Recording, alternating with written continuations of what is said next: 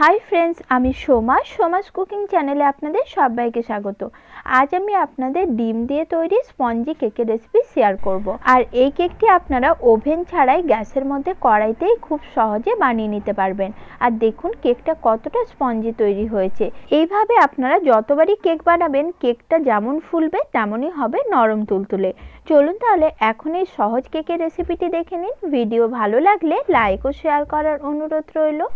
Spongy cake বানিয়ে নেওয়ার জন্য প্রথমে আমি মিক্সির একটি জার নিয়েছি আর এখন এর মধ্যে আমি 3টে ফাটিয়ে রাখা ডিম দিয়ে দিচ্ছি। আর ডিমগুলো যদি আপনাদের ফ্রিজে থাকে তাহলে ফ্রিজ থেকে কেক বানানোর 1 ঘন্টা আগে বের করে রাখবেন। নর্মাল রুম টেম্পারেচারে থাকা ডিমই এখানে ব্যবহার করতে হবে। এরপর এর মধ্যে আমি দিয়ে দিচ্ছি 1 কাপ চিনি। যে যেমন মিষ্টি খাবেন সেই অনুপাতে এখানে চিনিটা ব্যবহার করবেন। সঙ্গে দিয়ে দিলাম 1/2 কাপ সাদা তেল।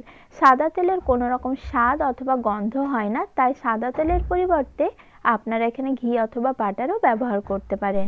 এরপর সব কিছুর একটা স্মুথ পেস্ট আমি তৈরি করে নিয়েছি আর সেটাই এখন বড় একটি মিক্সিং বোলের মধ্যে ঢেলে নিচ্ছি। এরপর এর মধ্যে আমি শুকনো উপকরণগুলো অ্যাড করে দেব। তার জন্য একটি ছাঁকনির ওপরে নিয়ে নিচ্ছি ময়দা। আমি এখানে 1.5 কাপ ময়দা ব্যবহার করব। তো প্রথমে 1 কাপ ময়দা নিলাম আর সেটা ভালোভাবে চেলে নিচ্ছি।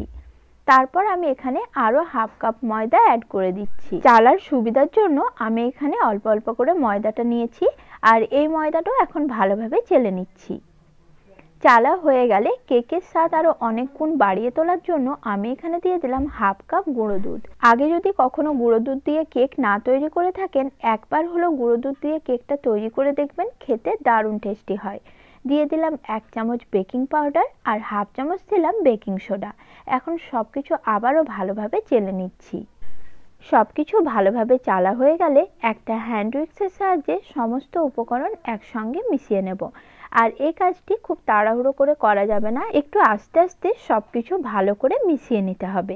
আর হ্যান্ড উইক্সটা সবসময় এক সাইড দিয়ে এইভাবে ঘুরিয়ে মেশাতে হবে। এরপর এখানে আমি অ্যাড করে দিচ্ছি 3 টেবিল চামচ মতো লিকুইড দুধ।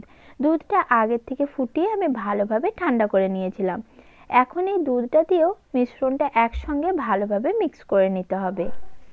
প্রথমে আমি 2 চামচ দুধ দিয়েছিলাম, এখন বাকিটা দিয়ে দিলাম। আর এইভাবে অল্প অল্প দুধ দিয়ে মিশ্রণটা তৈরি করতে হবে, কারণ কেকের ব্যাটার খুব পাতলা করে বানানো যাবে না। কেকের ব্যাটার পাতলা করলে কিন্তু কেকটা ভালো মতো ফুলবে না আর কেকের মাঝখানটা দেখবেন গর্ত হয়ে যাবে। তাই মিশ্রণটা ঠিক এরকমই ঘনত্বের তৈরি করতে হবে। দেখুন ব্যাটারের ঘনত্বটা ঠিক এরকমই বানাতে হবে। আর এখন কেকের ব্যাটার আমার একদম তৈরি। এবার যে পাত্রে কেকটি আমি তৈরি করব সেই পাত্রটি নিয়ে নিয়েছি। একটি বড় স্টিলের টিফিন বক্স নিয়েছি আর তার মধ্যে আমি এখন সাদা তেল খুব ভালোভাবে একটু ব্রাশ করে নিচ্ছি।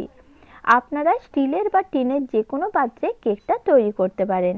এরপর এর মধ্যে আমি দিয়ে দেব 1 চামচ ময়দা। আপনাদের হাতের কাছে যদি বাটার পেপার থাকে তাহলে সেটাও এখানে ব্যবহার করতে পারেন। তবে ময়দা দিয়ে করলে দেখেছি কেকটা বেক হওয়ার পর খুব সহজেই মোল্ড আউট হয়ে যায়।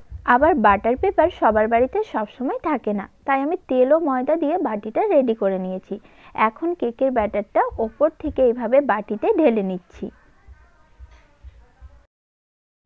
তারপর বাটিটা কয়েকবার ভালোভাবে ট্যাপ করে নিলাম, যাতে ভেতরে কোনো রকম লাম্পস বা ছিদ্র না থাকে আর কেকটা খুব সুন্দরভাবে বেক হয় ও ফোলে।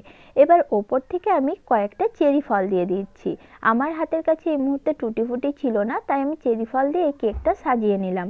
আপনাদের হাতের কাছে টুটি ফুটি থাকলে অবশ্যই এখানে ব্যবহার করতে পারেন। এবার কেকটা আমি বেক করে নেব। তার জন্য 10 মিনিট আগের থেকে লো ফ্লেমে কড়াই আমি প্রিহিট হতে রেখে দিয়েছিলাম। আর কড়াইয়ের মাঝ বরাবর বসিয়ে দিয়েছি একটি স্ট্যান্ড। সেই স্ট্যান্ডের উপরে আমি এখন কেকের বাটিটি রেখে দিলাম। এবার কড়াইটি আমি ঢাকনা দিয়ে ঢেকে দেব। আর ঢাকনার মধ্যে যে ফুটোটা রয়েছে সেটা অবশ্যই কাগজ দিয়ে বন্ধ করে দিতে হবে। আর গ্যাসের ফ্লেমটা একদম কমিয়ে পুরোপুরি 1 ঘন্টা কেকটা আমি বেক করে নিয়েছি। আর কেকটা দেখুন ফুলে একদম ডাবল হয়ে গেছে, দেখতেও কতটা সুন্দর লাগছে। এরপর কেকটি আমি পুরোপুরি ঠান্ডা করে নিচ্ছি। আর কেকটি ঠান্ডা হওয়ার পর দেখুন এমনি 4 সাইড থেকে অনেকটাই মোল্ড আউট হয়ে এসেছে।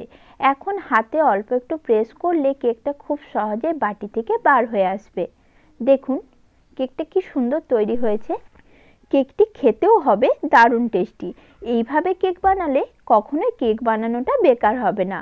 আর আপনারাই দেখুন কেকটা কতটা নরম আর স্পঞ্জি তৈরি হয়েছে। আজকের মতো নমস্কার বন্ধুরা, সকলে খুব ভালো ও সুস্থ থাকবেন।